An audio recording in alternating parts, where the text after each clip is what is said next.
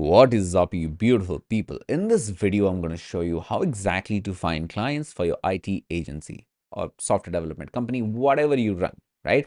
So typically, such agencies get clients through cold outreach, some content, some referrals, and largely this is an agency that is getting, more and more saturated with kids who want to start their own thing, right? So in this video, I'm going to show you how exactly to find clients. In the upcoming videos, I'll show you how exactly to make yourself stand out. Pretty much it, right? But today's topic is simply to find clients for yourself, right? So without any further ado, let's get into the screen and let's get started, right? Now, before I get into the nitty-gritties of whatever I'm going to teach you right here, let me show you how typically a cold outreach system works, right? Typically what happens, some people just they just download a bunch of data like name, email, phone number. They use tools like LinkedIn Sales Navigator, Apollo, put some basic filters and download the whole database and reach out. The problem is this method is like it's spray and pray at the end of the day, right? And that is kind of very ineffective, especially when there is AI to do a lot of work, right? So what happens is a lot of people are aware of these things. They are aware that their contact details are there on the, all these tools. They're also aware, like a lot of these tools, especially something like Apollo, they are going through some changes, which is making data accessibility more and more difficult, right? Hence, it demands for a very different way of outreach. And that's exactly what we're going to learn today, right? So there are three levels of data enrichment or data collection. One is just easy mode, level one, which is like just gather some contact information, download a database of people, use Apollo, use LinkedIn Sales Navigator, whatever, and just do outreach. Spray and pray, total, just bulk email everyone. You might get results, might not get results, nobody cares. And well, uh, that's exactly why you send very high volume of emails, you get low volume of replies, and the efficiency of the whole funnel is also pretty low. Now, I'm not saying there is, this method is wrong. I mean, it sounds wrong, honestly. But honestly, you won't believe, like, for some of the people, some niches, it just works, right? For some niches, spray and pray still works. Now, these are the kind of niches where you know for sure that there is a demand for the market in that particular industry, regardless of where you are. Like, let's say you are selling voice AI agent to different businesses. You don't technically need to know whether they'll be interested in it. It's a new thing. It's like a talk of the town right now, and hence it will definitely work. But for somebody like an IT agency, what happens is becomes increasingly difficult to get clients with just a spray and pray method. So you have to change our strategies. To show you an example, this is a client of mine where we did this particular strategy. We sent about 41,000 emails. Don't look at the open rate. I stopped tracking after the first run. We got about 11 opportunities, which made me feel so embarrassed. And I wanted to change some strategies, and I'll show you the results of that as well. So the second level of data collection is medium mode, which is like you have a lot of relevance in the in your outreach, and you invest in generate contact information from that particular relevant data. Why is relevant important? People are more likely to respond back to you if your email is somehow relevant to them. They may not have the demand right now, but it just makes sense for them to reach out to people. That is the reason why in your email. Now, how do you find those reasons why? Right? What are these relevant connections between you and the prospects that they can possibly look into, right? If the prospect is in, following a similar influencer in your niche as you are, or if the prospect is commenting on another influencer's post, or if the prospect is from a specific location, if you are from the same location as well, or if the prospect comments on a specific post. I'll show you examples of each of this.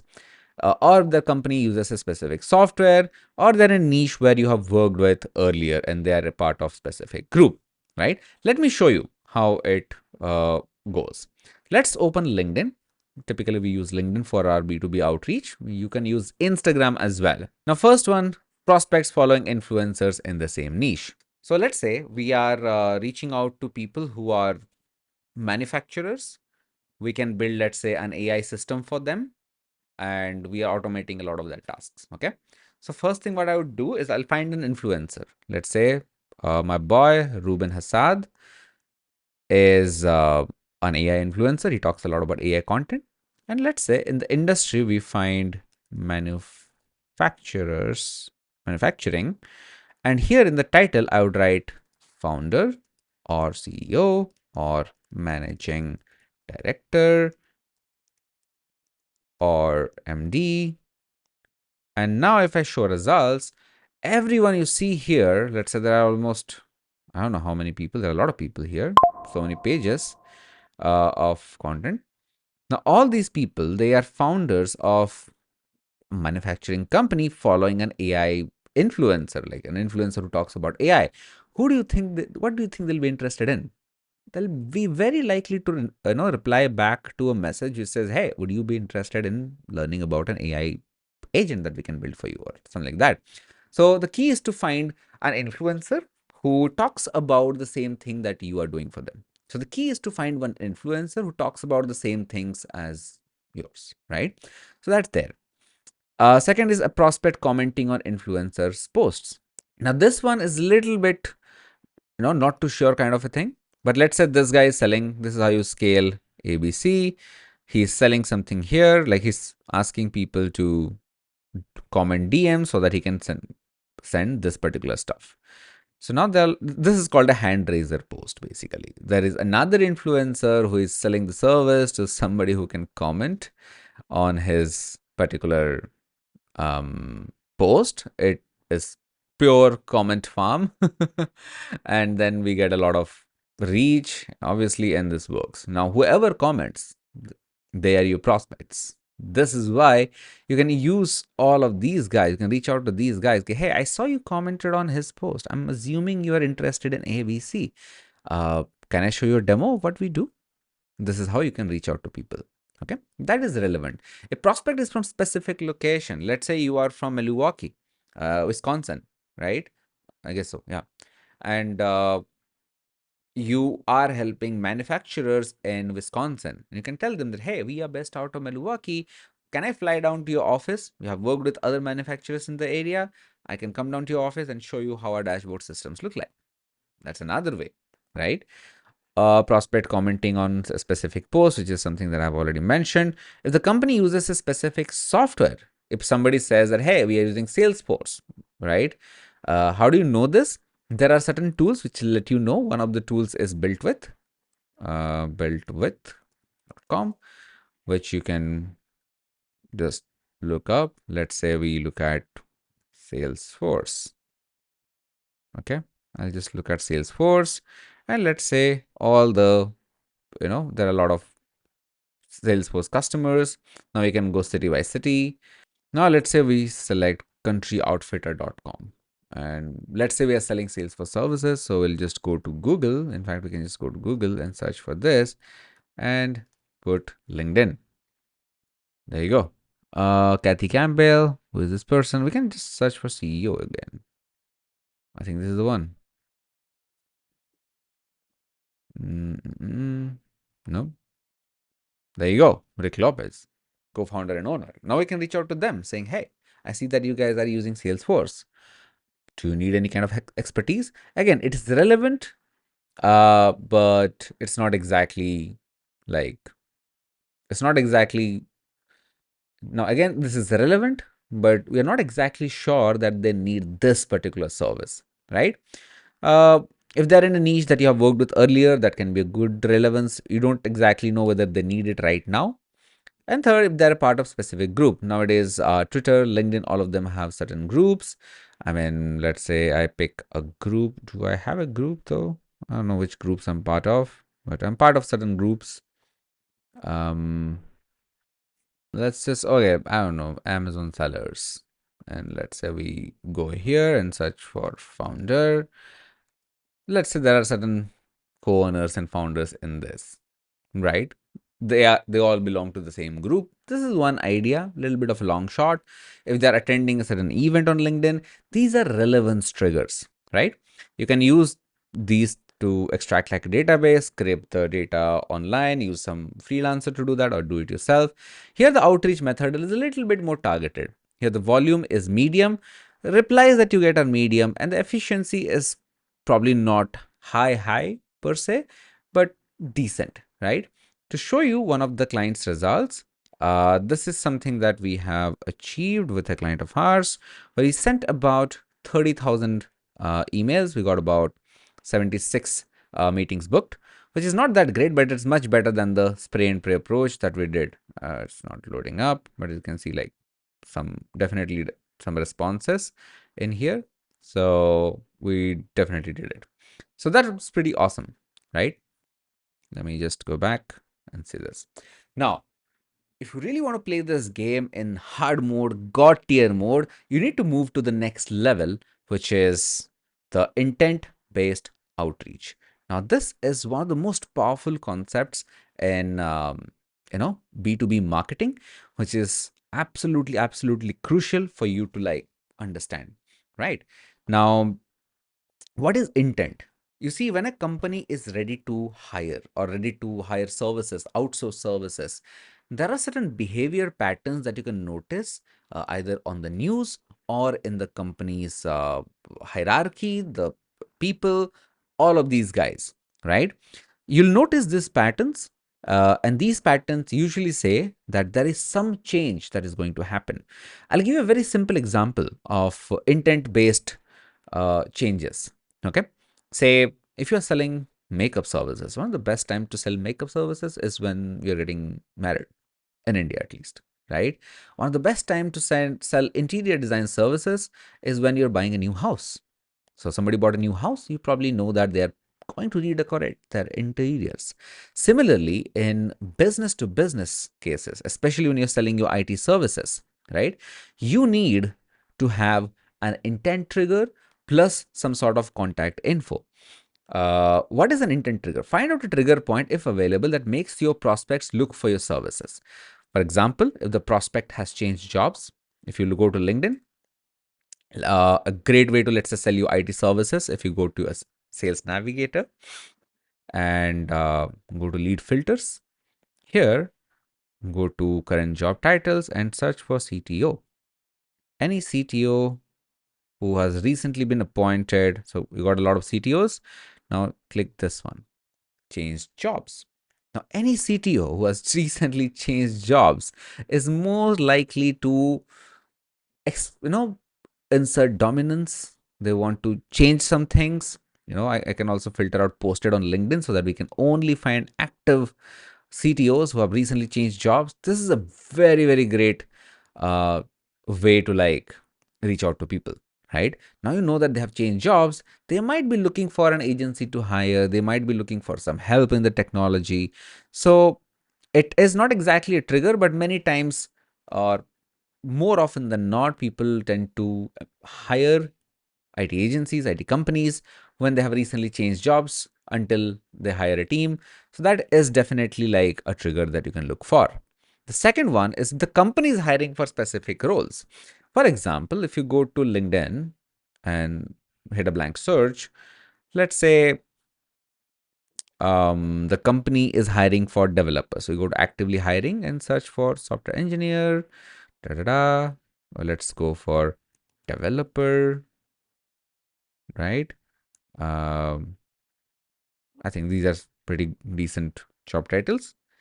Now, there are all these people who are hiring for these particular roles. Now here I can go to title founder.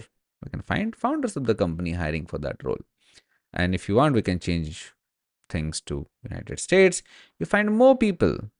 There you go. Now, if you reach out to these guys, you probably have a higher chance of getting some responses. Now, the email that you send to them might look like this: Hey, name, or Hey, X, I see that you're hiring for, senior software developers. I'm assuming it's I'm assuming you're working on some task, whatever. Well, while you're looking for a role, would it be cool if I show you how our services can help you get ABC results, or get things moving? Can I show you a quick demo of our services? And if you like it, if you want it, we can also recruit the best developer for you. Something like that. So this is a good way to find these guys. Okay. Another way to find hiring is Indeed. Just go to any job portal. I just know Indeed. You might find others. All right. So here, let's say, okay, I'll say United States and hit search. There you go. Now here we have selected, I mean, anything was remote, and let's say developer types. You can pick what, you know, kind of language they should know, experience, whatever. Now these guys are hiring for a lot of developers, okay, in United States, and specifically looking for remote. Now you can go one layer deep. You can say they have posted, okay, these are very recent. I would sort it by date. I think, when was this posted? How do I know when this was posted? I don't think there is like a thing here. All right. I think the older ones are, you know, older ones are obviously the oldest. It's not letting me in, but you get the point. Like, find jobs that are not being filled, right? Here, what you can do is, let's say we got PNC Financial Services Group. They are hiring for it. So we'll go to, oops, sorry. We'll go to Google, paste this. We can copy their address and go to LinkedIn. Okay. Now we got it. Now we got Arthur Hulsman. Okay. Let's see what this guy is a data architect. Let's say we reach out to CTO. Do we get a CTO? There you go. If you want, you can go to CEO as well. There you go. Now we can reach out to them saying that, hey, I see that you are hiring on Indeed. And I see that you are hiring for ABC job roles on Indeed, and we happen to provide a similar service. Would you be opposed to having a brief conversations about how we can help you get things moving while you hire the person? I don't know. This is a good sign that they are looking to outsource or delegate tasks. Now, you might ask, Giant, I mean, if they are already hiring for a full-time role, why should they hire us? You have to understand why somebody is hiring a particular job post. The reason why a company is hiring a job post is because, not because they want to hire more people. I trust me, I'm a founder. I know how things go. Like, I would rather hire less people and automate as much as possible, right? They're hiring because they just want to get a job done, right? When they want to get a job done, um, they would be open to hiring external agencies or freelancers as well. Similarly, here, if you are looking for cybersecurity jobs, right? So let's say instead of developer, this search for cyber security. There you go. And just reach out to them and say that, hey, I see that you're hiring for these guys. In our company, we do ABC. Would you be interested in talking more about collaboration? Just do that and you're pretty much good to go. Now, so you get the point. Like, people are hiring, you can reach out to them. So Indeed is just one of the portals. You can go to any job portals, look for that role, find the founders through Google and reach out to them. In the upcoming videos, I might show you how to automate this using certain AI tools. But what I've seen is, like, if you have a team of 3-4 people, they can easily get all of these things done, right? Now, business decided to expand. There is an expansion, mergers and acquisition. Let's yeah, these are like 3 different triggers that you can look for. So here, if you just go to pick your industry, let's say go to news and say mergers and acquisition news, United States. Okay. Now let's go to news. All right.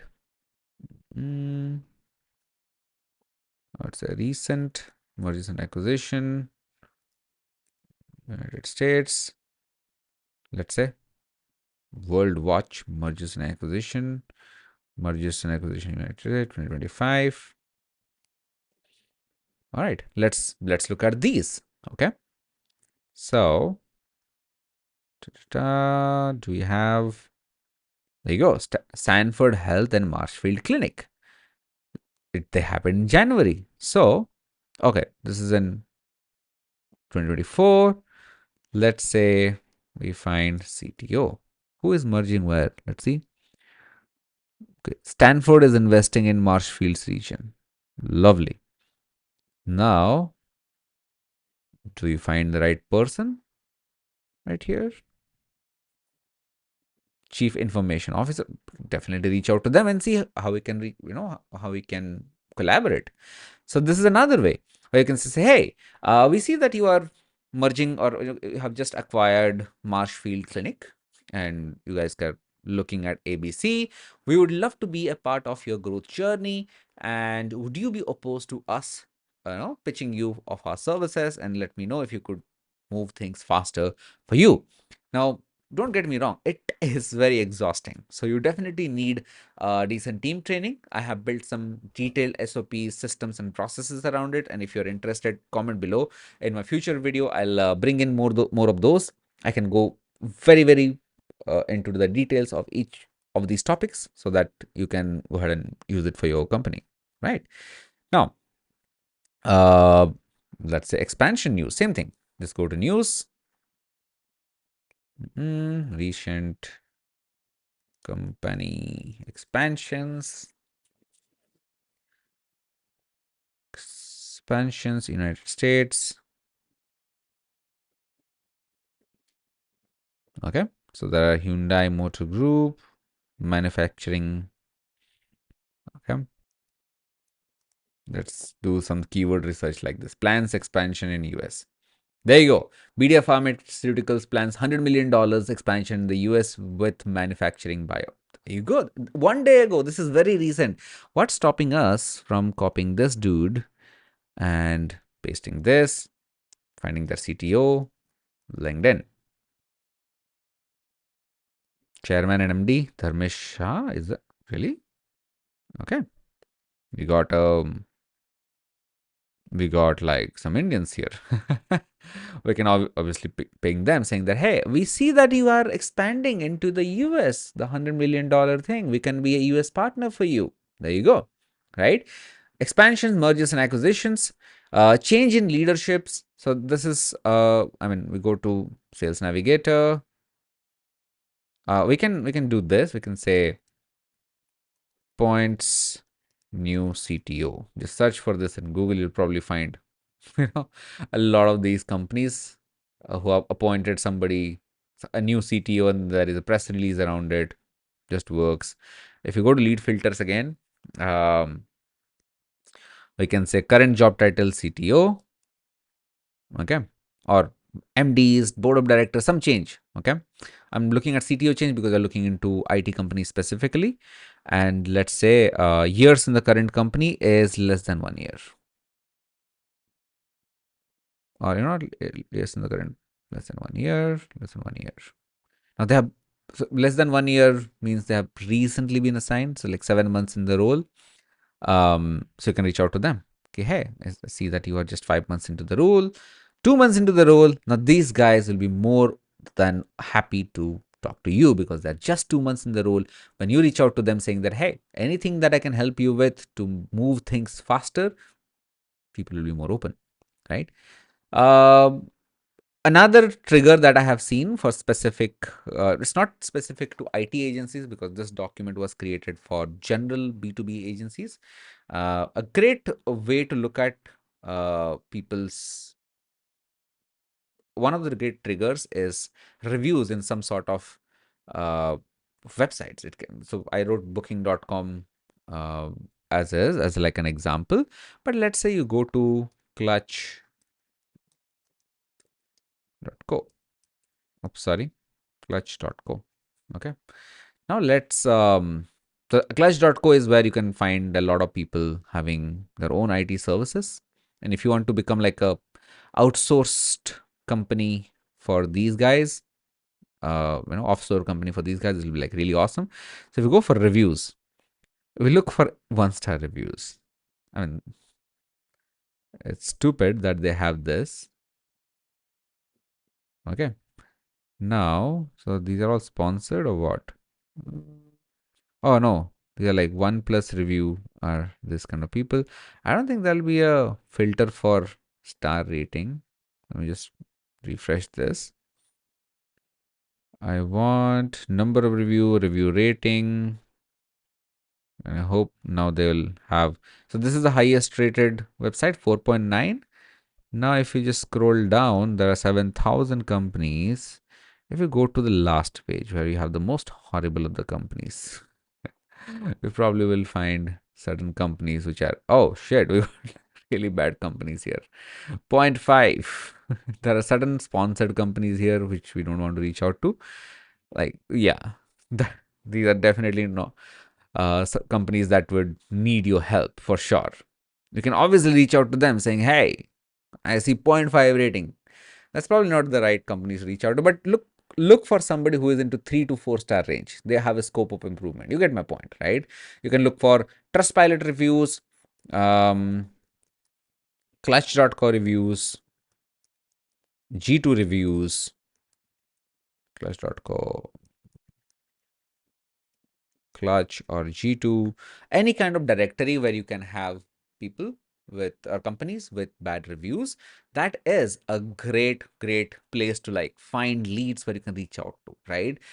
And you can reach out to them saying that, hey, I happen to come across your Clutch.co profile. I couldn't help but notice that you just have a 3.5 star rating. By the way, my company works with ABC people, and we have served over 2,000 people so far with a 5 star rating. I'd be more than happy to see how you guys deliver. In fact, more than open to show you my I know our team and how we can help you ramp up these number to 4.8 or 5 star ratings. People who are really serious about the company growth will never say no to such offers. All right. Now, this is a quick case study, a very small one. I'll not share the exact names of this. I've sent about 8 messages and we booked about 2 meetings from those because these guys were hiding. And when we reach out to them, they have better responses. Now, imagine if we just exploit all the triggers, what would have happened, right? So, this is a mini masterclass, I would say, on how exactly to find leads for your find clients for your IT companies. Now, I gave you some cold email examples verbally, but if you guys want a separate dedicated video on how exactly to draft cold emails for each of this category, more than happy to share that. Drop a comment in the video below and tell me that, Jayant, we want this shit. And then Jayant will create one for you. All right. And if you wish to grow your company and if you wish to get some help, feel free to connect with me on LinkedIn and we can have a brief chat. All right. So thank you very much for watching and see you in the next video.